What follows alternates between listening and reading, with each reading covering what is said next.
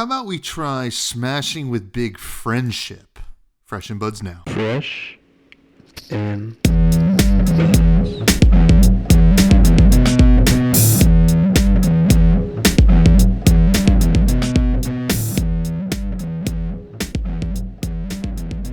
All right, folks, welcome back to yet another episode of Fresh and Buds. I'm your host, Tommy Fresh, and you are all my buds. And today, I am super happy to welcome to the show AggroBlaze96, aka Zack. How you doing, my friend? Welcome to the show. Dude, thanks so much for having me, man. I am pumped to be on and excited to be here, dude. Yeah, man. Well, listen, I gotta give it to you. You are a maniac. We planned this. We're recording pretty late at night, and you know, I had something to do, and I'm just like looking on Discord, and I saw, you know, your like away message of, he's streaming right now. He's gonna stream and then hop on a podcast. I am so impressed by that. I'm excited to talk to you, get to know you, and we have a lot to talk about with Flesh and Blood too. But how's it going, man? What's new? How you doing? You know, how's the streaming life? Dude, it's good. You know, I mean, don't get me wrong, it's busy, you know, but like it's also a good thing, you know, like I don't know, it's weird. Like, you know, you spend so much time like streaming and putting out content, and like it feels like you're not busy because there's never anything happening, and then all of a sudden there's a lot of stuff happening, and I'm like, man, I'm exhausted, but I'm like, it's a good thing. I'm not complaining, you know what I mean? Like I don't. Yeah. It always sounds weird when it comes out, but I mean, yeah, you know, between that and, you know, working 40, 50 hours a week, it's tough. There's a day during the week. It's actually tomorrow where I do nothing card related. Like my wife and I, like after work, we like go to dinner. We leave our phones in the car. We just hang out. Like we just chill, the two of us, because I feel like I have to have that disconnect from cards a little bit.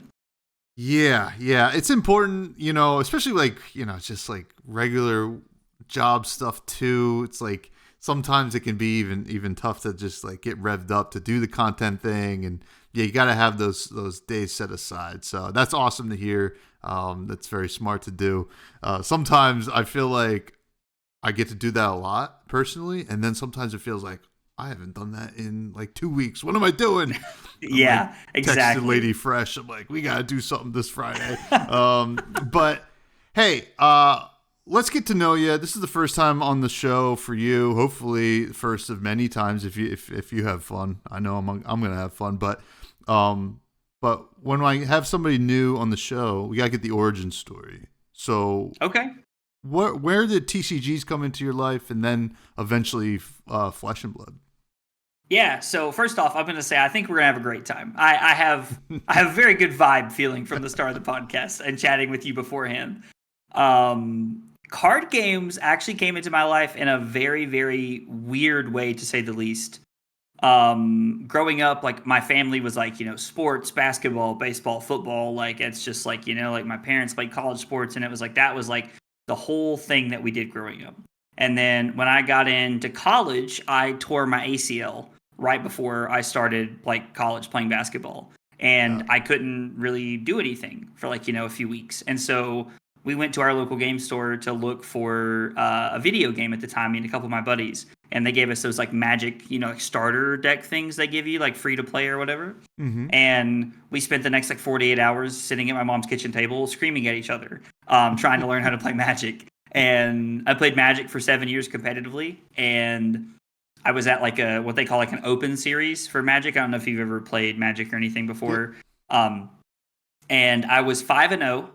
And I went 5-0 into 5-3, and I 5-3 to miss day 2, and that was like the end of my run of Magic. After like 7 years, I registered for the Battle Hardened the next day in Dallas, and wow. I have been playing Flesh and Blood ever since. I mean, I hate to ask, but I have to assume, right? And I played a lot of Magic. I played Magic for like almost 15 years. Those 3 losses, were they just variance based? Do you felt like, or just like some bad beats, bad matchups? You know, what made you go, let me check out this other game after 7 years? So I had been playing Flesh and Blood for about 2 or 3 months, very casually. I wandered into like our local store one night and they were like, hey, you should check this out. And I was like, all right, and so like this was before Talishar. This was like when you could only play on Tabletop Simulator. And so like I was like, kind of like poking around and investigating the game, and I was playing Burn. I was traditionally like a very big Burn player in just like whatever aggro deck was good. And I was 5-0. I played against Amulet Titan 2 rounds in a row and just died on like turn 2, turn 3 multiple times in Modern. And then I played against God, I can't remember the name of it now. See, this is how long it's been since I played Magic. It's where they cycle a bunch of cards and then they violent outburst in the card that costs nothing and put them all back into play. Oh, jeez. I remember this. It's a Cascade card. Maybe? It is a Cascade, yeah. I'm going to remember it all later, but I lost 3 rounds in a row to like games that I could have done nothing and not won at all. And I was like, you know what? I'm going to play the game based around math, where you're drawing more cards a turn and you have more agency over what you do.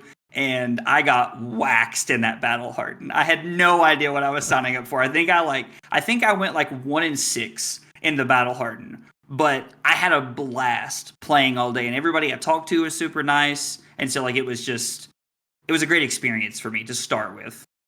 That's awesome.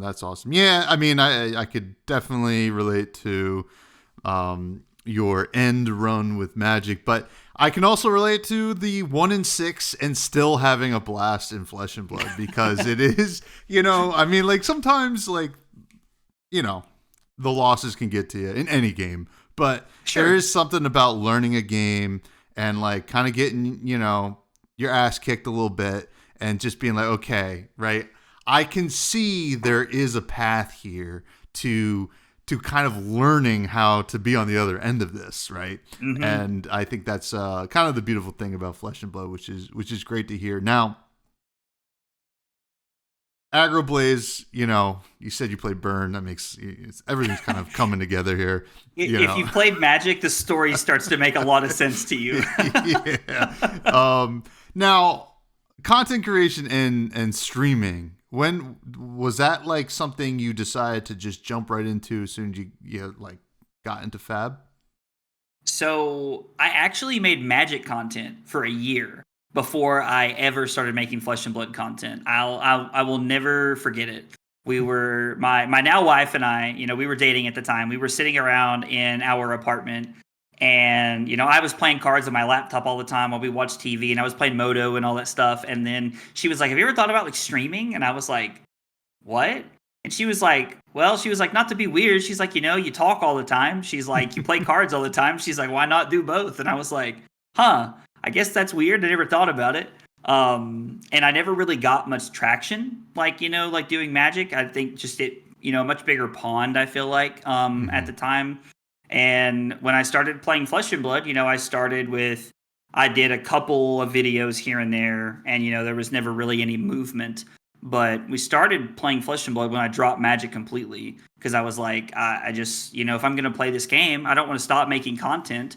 And so I don't know, like in some ways I feel like I was almost in on the ground floor of making Flesh and Blood content, if that makes sense. Mm-hmm. Like not 100%, because the game had been out for a year, but when I was looking for Flesh and Blood content, like there was like 3 channels that made content, so it was tough to find what I wanted, and so I just started making videos.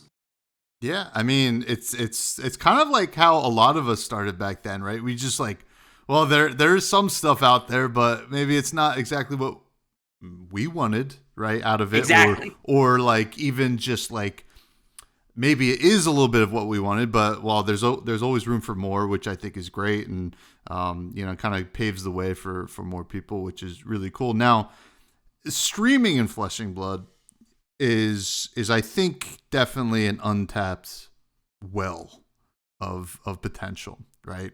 And I would say you and some other creators out there are kind of on the forefront of it, which is really awesome to see.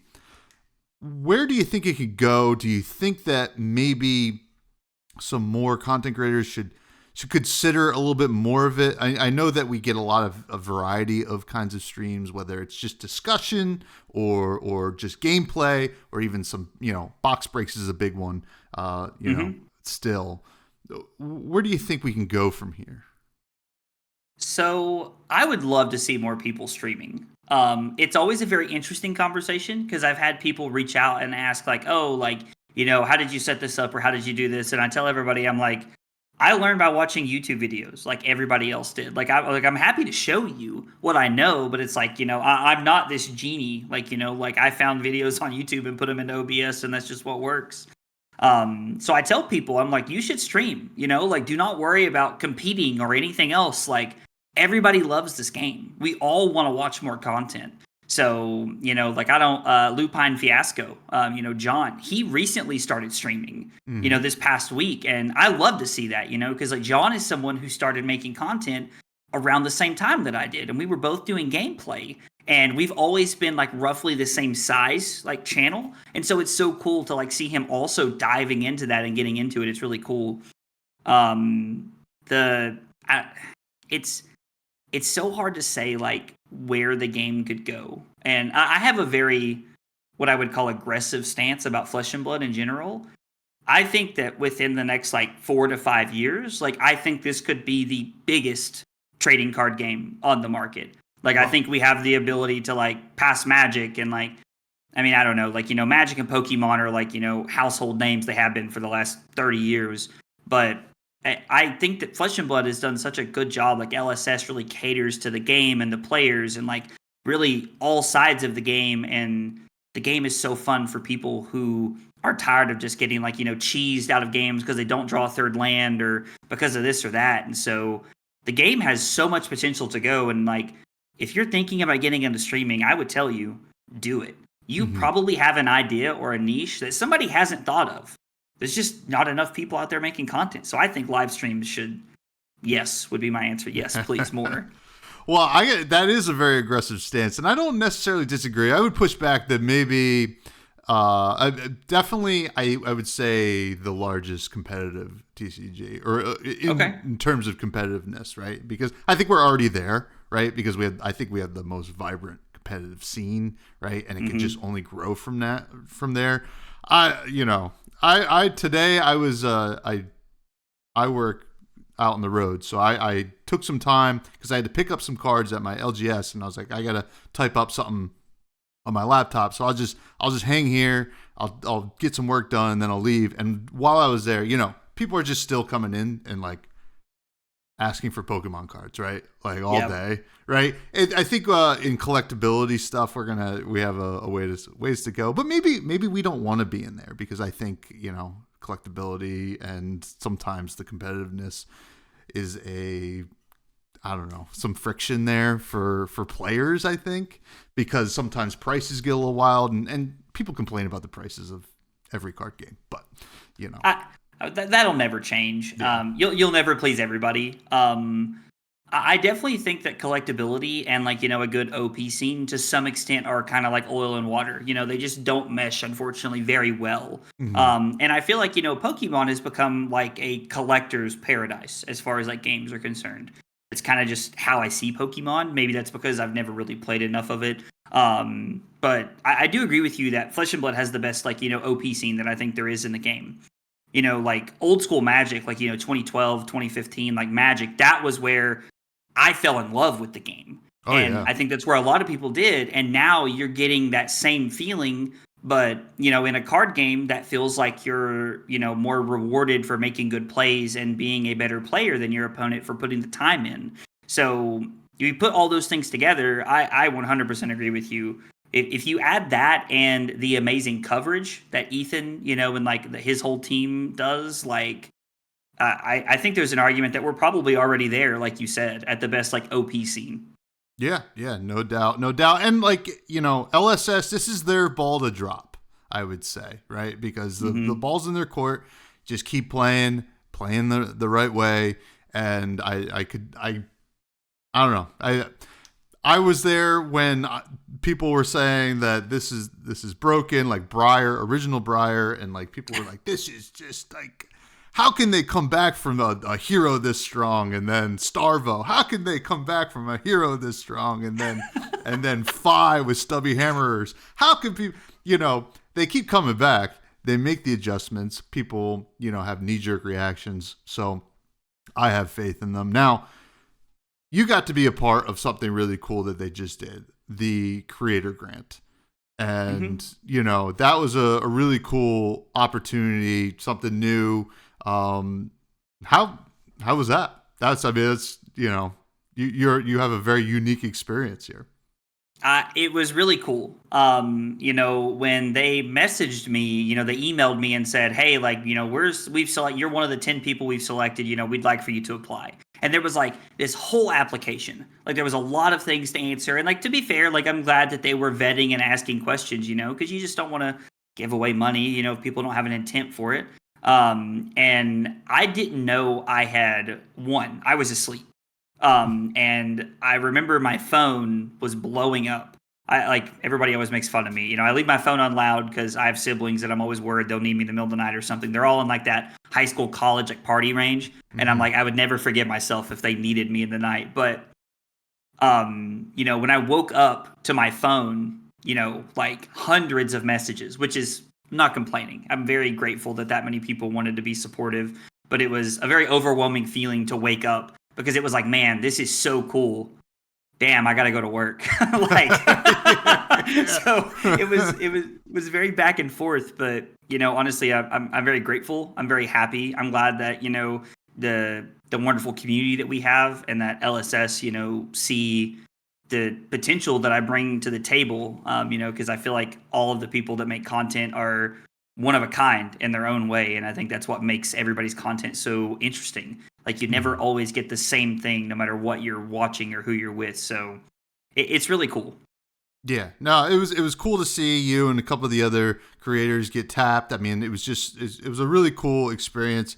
Interested to see how it goes if they continue to do it yearly. Mm-hmm. Obviously I would hope so. And I know there's criticisms out there, but, I want to, rather than speak about those, I've already talked about those. I want to just raise you up because you're here. And I think that's really cool. So my question is, you got the grant. What are the plans, hopes, dreams, future endeavors? What do you want to do with this cash?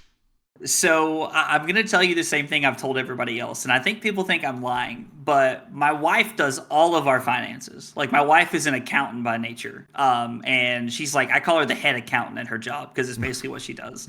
And so I was we had a plan in place and we're thinking about stuff and, there's some stuff for the stream that I've wanted, I don't have a stream deck and I've had the same monitors for a while and a better camera and just some stuff like that. But one of the things that I'd really like to do is I want to be able to take this and really improve the IRL content that I do.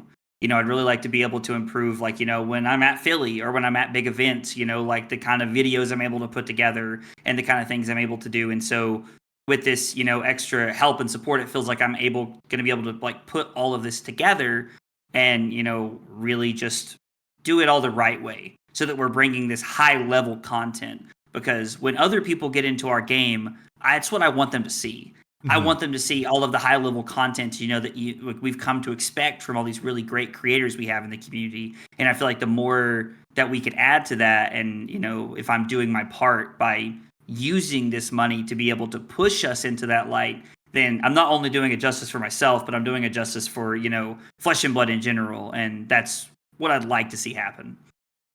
I mean, listen, that statement right there is as much proof as I need to have confidence that you were the right pick, because that's a great answer. And it makes total sense because, this is a hard game, right? This is, we talked about your battle hardened experience, 1 in 6, right? It's tough. Yep. It's a hard game.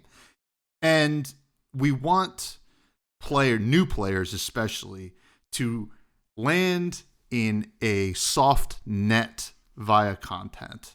And I think that is, such a great way to provide that, through good content that people can really engage with and make sense of it all, because it's going to be a lot, right?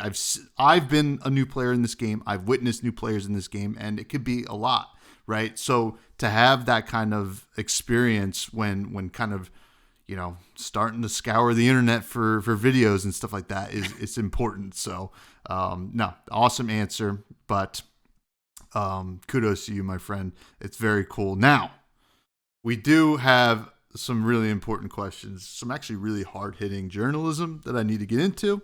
And these let's go, dude. These are the fresh faves. I'm going to ask you your favorite cards in the game, starting with who's your favorite hero? Like currently or like ever? I mean, I would say ever, right? Like, I mean, you can answer it however you want. So just so you know, this is how it goes. When somebody comes on first time, I ask them their favorites all time, right? And then the next time you come on, I'm going to ask you your favorites of whatever the most recent set is, right? Ooh, so that okay. we don't have to repeat, So I'm asking all time AggroBlaze96 favorite hero. Man, this is a tough one to pick, but if I had to pick a hero, and God, people are going to scowl when I say this, people are going to hate this answer, but it's probably Aurora. Aurora was the first deck that I won a ProQuest on. It was the first deck that I ever felt like I broke through that barrier where I was like, you know what? I can do this. I can win. Because I won a ProQuest on Aurora, our local ProQuest in my area, and then turned around and won another ProQuest the following weekend. Like, because the pressure was off, I was just playing, and I was like, okay, now mentally I believe I can do this.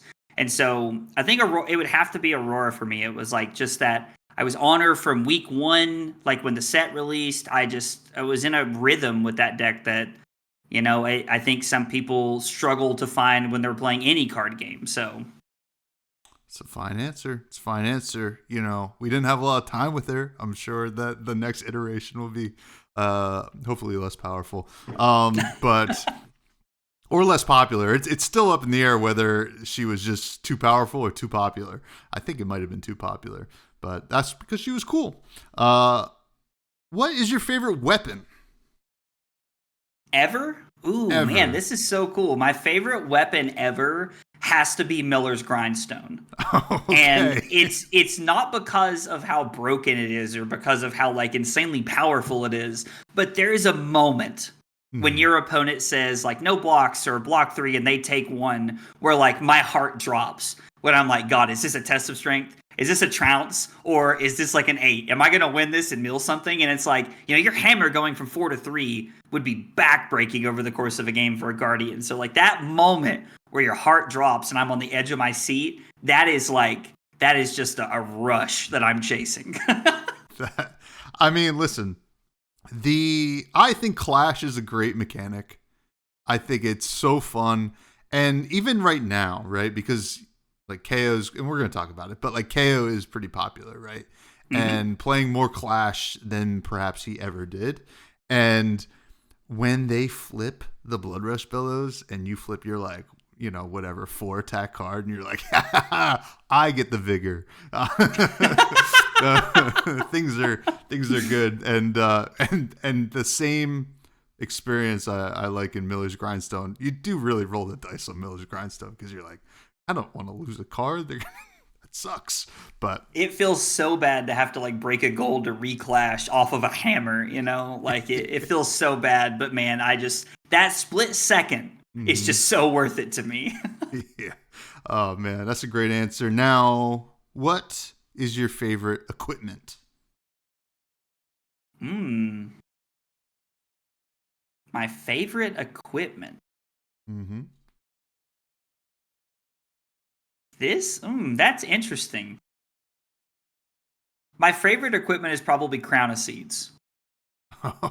Okay. All right. We went from fun and silly and a good time to toxic.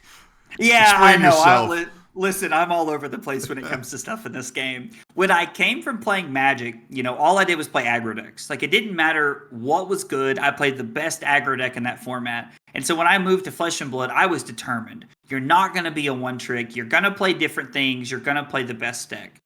Well, Oldham was really good when I got into the game. And so I was like, oh, like I can play Oldham. And Crown of Seeds was probably one of the most absurd equipment pieces ever printed, in my opinion. Like, there's a reason that it's banned in LL, for God's sakes. Like, being able to hide information, protect your arsenal, prevent damage is broken. And I laughingly tell everybody, when you were playing Oldham against Alexi, there was a moment when you saw it on their face that they knew they couldn't beat you anymore. And that moment, that feeling is what Miller's Grindstone recreates for me. Okay. Like, that is that feeling that I'm chasing. Hey, listen, I mean, different strokes for different folks because the card is awesome. It's I think it was either Rampart or Crown of Seas was my first cold foil I ever opened. And that's awesome. It might have been from the same like case or something like that. I might have got both of them, but yeah, it's a beautiful card. You just look at it, you're just like, oh man, this card's awesome. But it is was cool. also toxic. So true though. It's so true. Now, what is your favorite card to just throw in your deck? My favorite card ever is Entwined Lightning, which is so bizarre. It's a 0 for 4 with Go Again. Like, there's nothing fancy about it. It blocks for 2. The art in foil on Entwined Lightning is just something that, like, tickles my brain in the right way. I love the art. I love the way it looks. And it was the first foil I had for Aurora. Because I owned them from Tails days when they first came out randomly. So, yeah, definitely Entwined Lightning. Oh, man, we've never got that answer on the show. I'll tell you that. I believe that. I firmly believe that. But I like it. I like that answer. Now, these are some silly questions. In the world of Wraith, let's say we threw you there. What class and talent would you be or want to be? If I could be anything, I would be an Ice Ninja.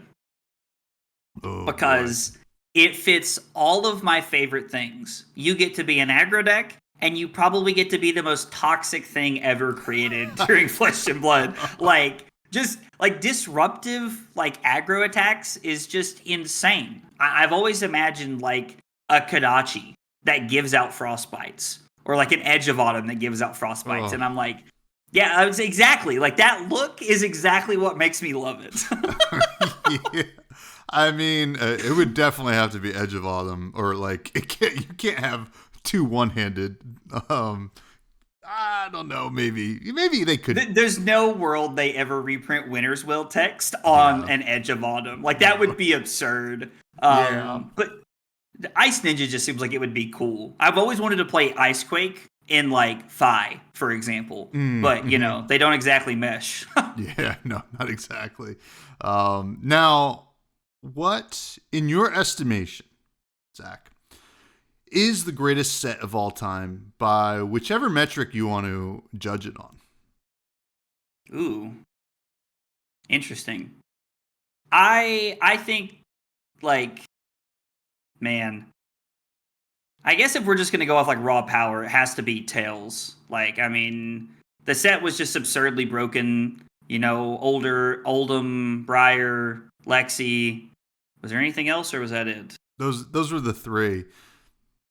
It just, I mean, you kind of loop in like Starville came out in Everfest, but it just played cards from Tails mostly. It was basically like the third and a half hero from like Tails, like following it up. So, I mean, Tails is probably the most broken set of all time.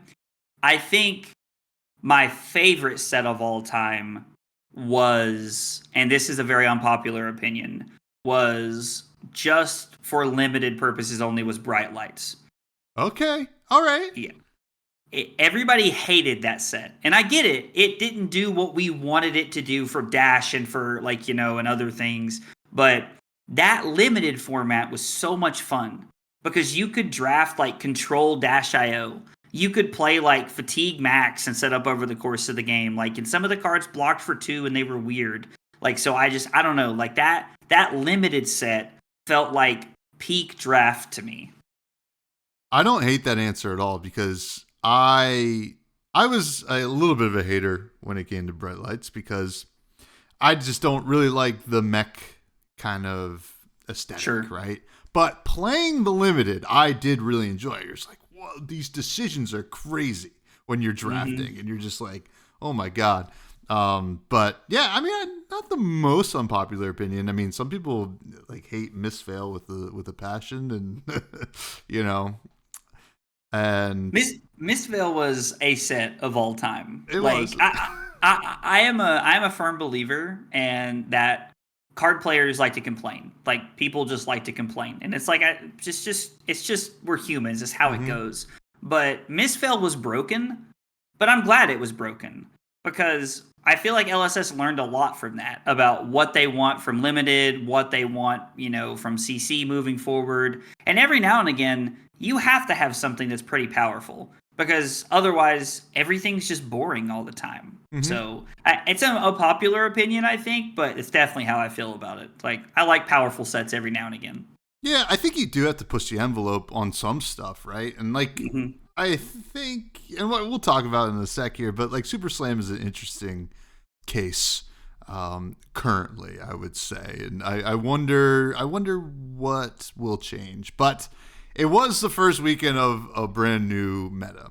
Super Slam is officially out. Very, very cool set in my opinion. But we saw Cindra take down the major calling in Shizuoka, Japan, and then also shout out Verdance won Guadalajara, the Battle Hardened. So, but I think truly Cindra is the real story coming out of the weekend with a top 3 representation of the field and a 41% conversion rate to day 2. We saw Cindra dominate the first weekend of Hunted, right? It was kind of a big explosive deck. It's the aggro deck. Your AggroBlaze96. It's almost, we didn't even plan this. I was like, oh, we'll talk about something. And then the aggro deck in the game right now, like the actual red deck wins, is winning the major calling. The question is this a flash in the pan, do you think? Because in the Hunted meta, like Cindra was fine, right? Like ended up settling into like that, like BA, not quite S tier, but probably solid A tier, that meta. But it didn't quite match the results of that first weekend. Are we going to see the same thing now, or is this just primed to the gills Cindra meta? What do you think? So it's really interesting because it's week 1. Like these just raw, powerful aggro decks always do well in week 1 because they're tuned and everybody knows what's going on and what to expect. So they're taking advantage of all these new builds of decks. But Cindra having the best conversion percentage was like mind blowing to me. Like that was like crazy. Cindra has a lot of good matchups in the meta right now. Like she's favored into Florian, into Verdance, into Gravy Bones, into OGKO, in my opinion. That's up for debate right now, but I think she's favored into all of those matchups, even if it's just a little bit. When you pair all of that together, Cindra is just the best deck in the room. Like, why would you not play Cindra? Cindra is so good that I came off of playing Lyeth on Tuesday or on Monday night, like yesterday, to be able to play Cindra for the night, and I went 7-1 playing the deck, and I haven't picked up Cindra since June. The deck is in an incredible spot right now. I think the biggest question we have to ask ourselves is going into Worlds. What changes? Who LLs? What happens? If Cindra is the best deck, how much tech are people playing? Are people on Calming Breezes and that all you got? And on all this crazy sideboard tech? Like if Florian leaves, there's a good matchup gone out of the meta. And like what opens up to be better after Florian leaves the metagame? So I don't know. There's a lot of interesting questions, but like if you are going to a ProQuest week 1 and you don't have a plan to beat Cindra, I would strongly advise you look in the mirror and ask yourself what you're going to a ProQuest to accomplish this weekend. Well, I mean, I posted about it on Blue Sky that the results of the calling this past weekend have sent me into a spiral because I thought I was going to do one thing this weekend, and now I've changed my mind like 3 times, and I think I'm gonna stick with my gut on. I'm playing Aggro Riptide. Listen, I think it could beat Cindra, and I think that's probably the reason that I'm doing it. But I'm here for it, man. I love that. It's very interesting, and you name all these like good to arguably good matchups, right? KO Florian, Gravy, Verdance, and those were the other 4 of the top 5 represented heroes at the calling, right?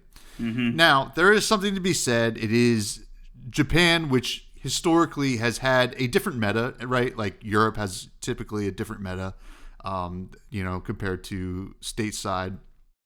So I'm interested to see if going into ProQuest season that we're going to see a shift, at least here in the States, and kind of seeing what the results will be going into, each Monday when we get to see them. Now, Super Slam. Okay. At the calling. We didn't see a lot of Super Slam heroes even be played, I think. It was just Pleiades, I think, and Pleiades only had 1 copy make it to day 2. So there was 7 or 8 Pleiades played, I think, at the calling, and 1 made it to day 2. Yeah. There was 0 Tough Nut there. There was 1 Lyeth who did not do well. Oh yeah. And I believe there was a couple of RKOs, if I remember correctly. I remember thinking that looking at the data and thinking that that Tough Nut was the only non-played hero in some quantity, and Pleiades was the only one that made day 2. Yeah. I had KO was kind of hidden in there. 4 KO underhanded cheats.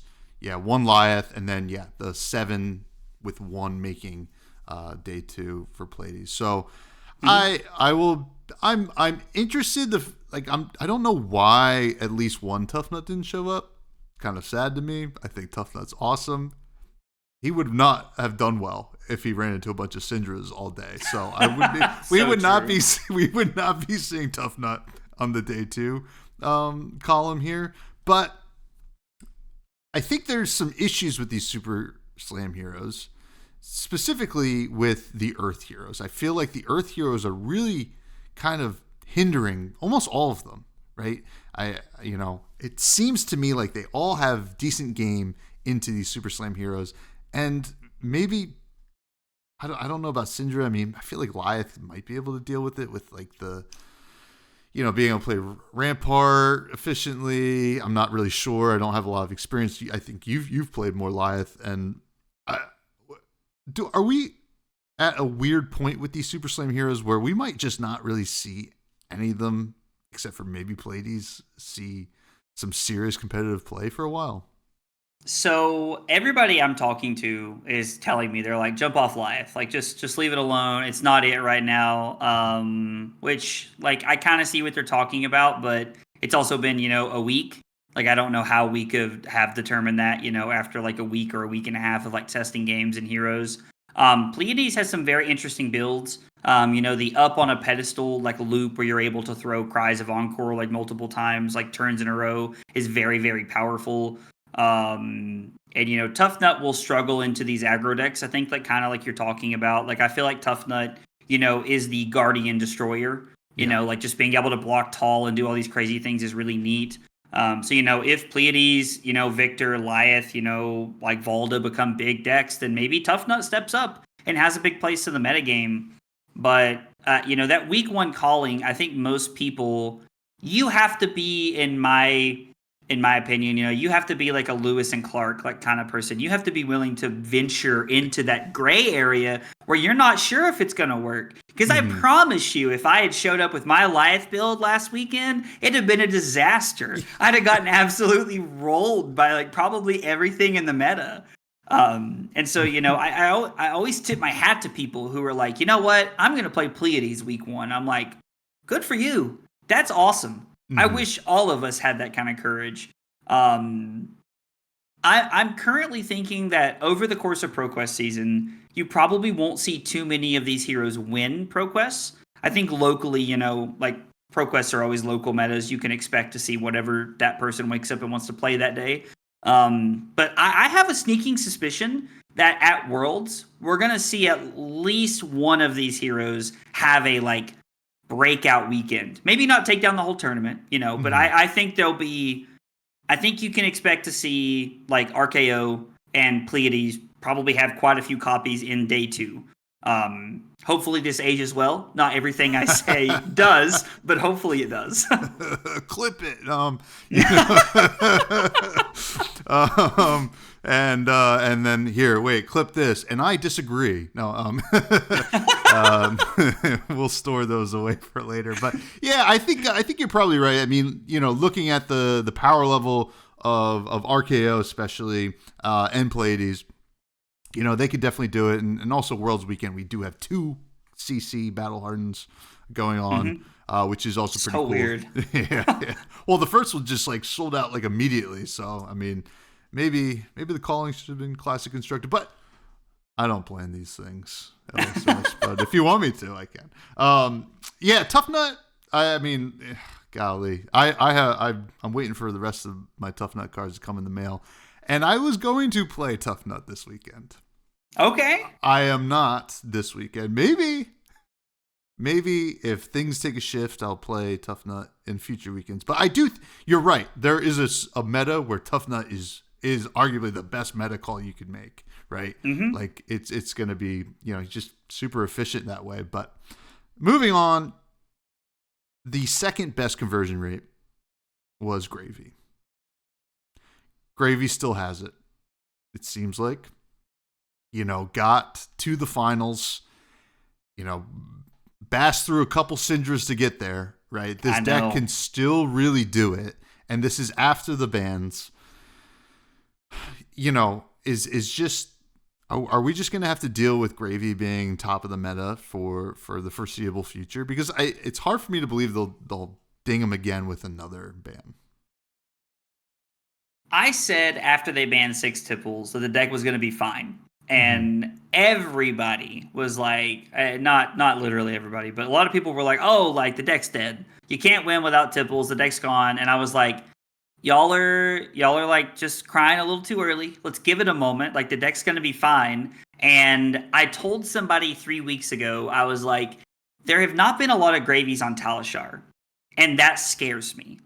Because when you're not seeing a deck played a lot, it's either because it's terrible or it's because people are keeping it under wraps and they're playing it in private games and they're testing behind closed doors. And I'm like, Gravy's not like Bolton, like he's good enough to win things. Yeah. So the fact that I'm not seeing them scares me. And now, after it did well at the calling this past weekend, I've played against like 7 Gravies in 2 days. And I'm like, yep, here it comes. They're all coming back out now. The cat's out of the bag. So, honestly, with what LSS said in their first article after they banned 6 Tipples, they said they will keep hitting Gravy until it feels like it is okay. If Gravy dominates ProQuest season, which I don't think it will, I would not be surprised to see them hit it again. But with the way the meta's going and like some of the natural counters, that like 6 Tipples does take away now in the metagame, I think Gravy's okay. Still sucks for Guardian and other decks, but I think it's okay into like other matchups now. So I would be surprised if they hit something before Worlds. Yeah, I agree. I think clearly it's still that deck that in really, really good hands is going to perform well because it's just that kind of deck, right? Like there's a lot of really hard decisions to make every turn with that deck, right? And you can't just pick it up and expect to rock with it. So we'll see some wins, but I don't think it's not going to dominate. And a deck that I don't think will dominate, but will probably have a little bit better of a time in the PQ season might be KO Armed and Dangerous, because it is good, right? And certainly got some nice new tools, but not quite dominant. At least it wasn't in Japan over the weekend. What are your thoughts on KO Armed and Dangerous going into this season? So KO had like an 11% conversion rate, I think, for day 2 or something like that. It was abysmal. And I think that's because everybody was over hyped up on the new cards, which I get. We're all guilty of. We all see new shiny things and we want to play with it. But I think there's too many new cards in the builds. There are too many 3-cost cards. There's too many just these weird for example, one of the best things OGKO could do back in the day was go 2-cost go again, claw, and to 2-cost. And now with all these 3 costs, you don't really have the ability to do that multiple times a game. So your big consistent turns when you're not on a Blood Rush turn are no longer there. So I think there are builds of KO, and KO got just enough new toys that during ProQuest season, I think KO will have a pretty good amount of the wins over the course of the season. It's just going to be finding that right, balance of Buck Wilds versus Wild Rides or Pulpings and the 2 costs that work in the deck effectively. So KO's good. I don't think we should write him off after 1 calling. It's just a little bit of super slam overkill cards, and we're going to have to balance a little bit better. Yeah, I mean, to be fair, there was 1 copy in Toppy, I think. Yep. And then also a Rhinar, which, I love to see. Happy to see some Rhinar action. Hey, listen, Rhinar can be really good. And listen, Rhinar can steal games. We've all seen it. We've seen the streams. We've seen Eugene just do sick, disgusting, wonderful things on stream. So I think it's too early to write off Brute. Right, I think we got some cool stuff coming down the pipes for it, but I'm excited to see what the season comes, brings us. But yeah, we have some listener questions though, Zach. If you want to answer them, I would love to. That sounds great. These come from the Buds Discord, which is free for everybody to join. Check it out in the show notes below. First one comes from William from the Table Pit, who asks, "How was Waffle House at the time of this posting? He has not yet got to Waffle House for 24-hour stream." Oh, that's so funny. So there's actually a picture that my wife took of me sitting at Waffle House after the 24-hour stream. And one of the first replies said, "The Waffle House staff doesn't know if it's 2 p.m. or 2 a.m. based on the look on his face." And it's so accurate. Waffle House was delicious. I love that this is Carly and I did this last year, and we did it again this year where we went to Waffle House, and then I immediately came home and took a nap to be able to survive. So, no, Waffle House was amazing. Awesome. Yeah, you were doing that long stream, which is it's impressive. I tuned in for a little bit of it, and I was like, wow. I mean, I would love to try. I don't know if I would ever be able to do it. It's so weird because, when I was in college, 24 hours, not sleeping, it didn't bother me at all. I'm going to be 30 next year, man. I feel like I'm dying. It was about 5 a.m. I was on my 3rd energy drink, and I was like, Carly, if I have another one of these, my heart's going to explode. I was like, I got to stop. We got to have some coffee or something. I'm dying here. Yeah. Oh, my God. Yeah, it sucks getting older. I ran a 5K on Sunday, and I'm still sore. I used to run cross country in high school and just be like, all right, wake up the next day and just keep running. But yep. No, we're getting old. We're getting old, friend. Darth Prentice, aka Greg, asks, "What's your favorite generic card? Bonus points if it blocks for 2." Ooh, my favorite generic card? Do I get double bonus points because mine blocks for 1? I'd love Fiddler's Green. Oh, yeah, you do get double the points. Bring them in. Fiddler's Green is one of my favorite cards, probably because I've been playing a lot of Lyeth, but it seems to fit into a lot of decks' game plans very well to help cover breakpoints, gain some life, and kind of feel like that necessary role. Even Ira, a mid-rangey aggro deck can discard it to Whirling Mist, the headpiece or whatever it's called, to gain some life and search up, the Whirling Mist Blossom. So it's this card has multiple, facets of utility that you can use it for. Plus, I have EA foils from the gym pack, so I love to play mine. That's fair. Capolo asks, which character outside of Flesh and Blood would you like to make an appearance as a hero in Fab, and what would their specialization do? Ooh, wow. That's a cool question. So like a character like outside of Flesh and Blood, like something else that I want Yeah, in the some other game. IP. Now, I'm not condoning this LSS. We don't necessarily need it, but for the sake of this question, it would be interesting to hear. So my favorite like crossover, I guess, that we could see would be Ted Lasso.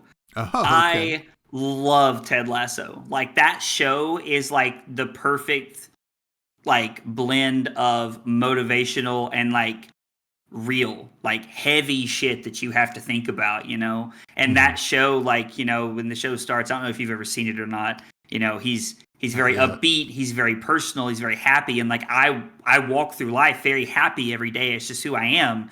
And, you know, you later find out that he's going through some real stuff. It's very heavy and very personal. And I'm like, man, like this is crazy. Like, and it makes me think, how many people have I talked to or walked past every day, you know, that I didn't know what was really going on. So sorry, I kind of tangented there. No, it's totally fine.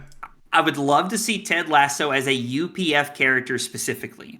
And it Okay. would be like his specialization would be like everybody gains a life and draws a card or something crazy. Like each hero at the table gets to do something like that, like a pick me up kind of thing. Like, I don't know, like Super Friends, I guess is what we could call it. Yeah. Listen, that makes sense to me. I mean, yeah, I haven't watched the show. I think I'm familiar with it. Obviously, it's all over the place. Sure. But it was like a ad campaign first, right? If I'm not mistaken. Like, It yeah, was. yeah. Because I remember the commercials. Like, and then they're like, we're making a show from those commercials, which that's Yeah. pretty cool. Well, I But remember thinking the commercials were funny, and when they said they were making a show, I was like, "Oh, Carly, we'll have to watch that." And now, like, I love the show. awesome. I have to get Apple TV, right? That's what it's on because Yeah, there's like a ton of stuff. Everybody's like, anytime there's like a new show that everybody's loving, there's like, oh yeah, it's on Apple TV. I'm like, I don't have it yet. I Apple need. Apple has put out some really cool stuff. Like Ted Lasso, Severance. We love Mm-hmm. Severance. There's a lot of good shows and movies on there that I've just enjoyed watching while flying to Flesh and Blood tournaments. Yeah, Severance I know because, well, I mean, obviously people have been talking about it, but they also filmed it in the building that Lady Fresh used to work in. But Oh, yeah, really? yeah, mm-hmm. Bell That's Bell really cool. Works in Homedale, New Jersey. Yeah, so yeah, people now people just visit there and like just to see where they filmed it, which is kind of funny. I would if I knew it was in New Jersey. Yeah. Well, next time listen, I mean, if you get to Philly early, just hop on over. So I love it. I love it. next comes from Dr. Unks, who asks, how do you think casual multiplayer Flesh and Blood has progressed with Smash Palace, and what next steps should LSS take? So I'm gonna kind of steal an answer here, which I know is like kind of lame, but DM Armada Steven really put this thought in my head when we were talking about competitive versus casual, because for a while I thought like Project Blue was a great answer to like a casual format. Mm-hmm. And Steven posed the question to me, is it really casual or is it just a is it less expensive and now people are still going to find whatever the best deck is and just play it all the time. And he was like, if you want to play something casual, then, you need to make that yourself, like at armories or like with your friends or something like that. Not that everybody has an opportunity to do that, but like it puts it more on us as players to like, say, oh, like, you can only play yellows in your deck tonight or, something weird and like one-offish like that. So I don't know. Like I think that's a pretty good answer. That like like us being, if you want it to be casual, then make it casual with your friends. I think that's a great idea. Smash Palace is a cool product though. Yeah. Smash Palace is really cool and helps get people into the game. And I think it's a great product for like a dad or a mom to buy to like teach their kids how to play or something like that. So it kind of fills both roles. I don't know. I'd like to see more casual, you know, like products from LSS. I'm not really a casual player myself. I'm very competitive focused, ProQuest and larger events and things like that. But the casual player base is just as important as anybody else. So I'd love to see LSS cater to them more as well. Yeah, I think they're definitely prioritizing it with some product releases coming out, and I'd like to see what they can do, and I think Smash Palace is a good start. Next question comes from Sigma, who asks, you jumped to Fab from the other game, which we already know is Magic. we refer to it in the Buzz Discord as the banned game. I love that so much. Where would you recommend new players with TCG experience to start when selecting their hero, and how could they approach that selection considering what they enjoyed playing in the past? Ooh, interesting. So it's kind of interesting because, depending on what game you come from, not everything translates. Like the band game, as we're referring to it. I love that. Doesn't necessarily translate, X's and O's directly over to Flesh and Blood in some capacities. So it's interesting. I would tell you that pretty much no matter what you've enjoyed in the past, you should start with a deck that teaches you the fundamentals of the game. I think Guardian's very good at that. I think Warrior's very good at that. Like Kasai is probably one of the best decks at something like that. I honestly, the best place to start is probably the Ira Armory deck.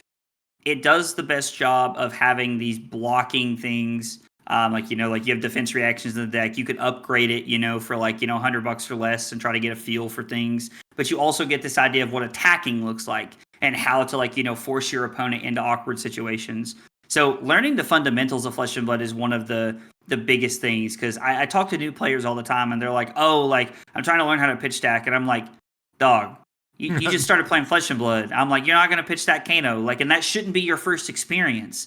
If you want to play Kano, that's great, play Kano, but it's learn the game first and then teach yourself how to play Storm, after that. So I would say start with anything that helps you learn the game, and then from there, find what you love, because I doubt you'll pick what you love on the first swing at the baseball. Just doesn't work that way, unfortunately. Yeah, that's absolutely right. And, I think one thing to add to that is that I've found, right, it's hard. It's not apple. I guess it is apples and oranges, right? Sometimes, comparing, control is not going to be like fatigue, right? It's different. It just sure feels different. I mean, aggro is probably the closest to what, we expect, a lot of attacks, doing a lot of damage, yada, yada, yada. But I think that eventually, and this is something that happened to me, was I started finding once I learned the game, I started finding specific cards. I would read them. I'm like, wow, that's a really cool effect. How can I play a deck that lets me do this? Right. And then you start looking into that and you're like, okay, because once you start understanding the cards, you can see how the cool, Majestics, need to be played. And sometimes they're not good. And then you'll find that out and you'll be like, all right, on to the next one, sleeve that pet card for the a future release. So very cool stuff. Now, one more question before we start to say goodbye comes from John Bissett, who asks, what is the origin of the crazy shirts? Ooh, okay. So when Carly and I started dating, she used to make fun of me all the time because I wore Hawaiian shirts like this. And I would wear slides, like the Adidas slides that athletes wear, and I would wear socks with them. So I wore socks and sandals basically, and these weird Hawaiian shirts. I have always just marched to the beat of my own drum when it comes to stuff like that. And so as I got older and I started doing more things, I tried to look more appropriate when I was going to work functions, or if I was doing this or meeting people. And so when I started streaming, we found this fun way to express myself of wearing all these shirts that I love when I'm in front of the camera, because it's the best time for me to be myself. So I tell everybody you're getting the most authentic me when I'm in front of the camera, because I'm just here to play cards and be myself. That's a great answer, and I love it. And it definitely, I think it just adds to the whole personality, which I do love as well. Now, Zach, this was a lot of fun. Thank you for joining us and giving us your time. I've really enjoyed this conversation. I hope to have you back on the show at some point soon. But for now, can you please plug everything you'd like to plug? And yeah, thank you again. Oh, dude, thank you so much for having me, man. I've really enjoyed being here, Tommy. This was a lot of fun. I love when these conversations just like flow and it's just easy to sit and chat like this. So I really appreciate that. I mean, yeah, I don't know. I'm not like, you can find me on YouTube, youtube.com/AggroBlaze96. I'm not good at plugging myself. Crowley will tell you it's one of the worst parts of me getting myself out there. Well, listen, people love you when they find you, but AggroBlaze96 everywhere, I would say. Yeah. Luckily your name is the title of everything, so that's pretty cool. It does work out very well. The one thing I always tell everybody is that, if you ever come to an event, you want to say hi, like, you can't miss me. I'm the only dude wearing a shirt with his wife and his cat on it and this bright red headband. I'm like a beacon in the convention center. Amazing. Where can people find me? Oh, that's a good question. At freshbudspod on everything. If you're listening to this on Spotify or whatever, you can rate it. That helps the show become more discoverable. YouTube, like, comment, subscribe. We're cooking with subs. We just hit 1,200, which was pretty cool. And hey, let's go. Yeah, we're cooking over here. And Fresh Juice, the other podcast I do with my cousin, where we talk about indie video games. That is weekly, back now after his short paternal leave.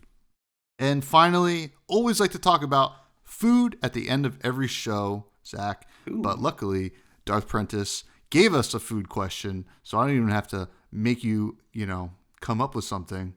All right. Desert Island, Chinese food or Indian food?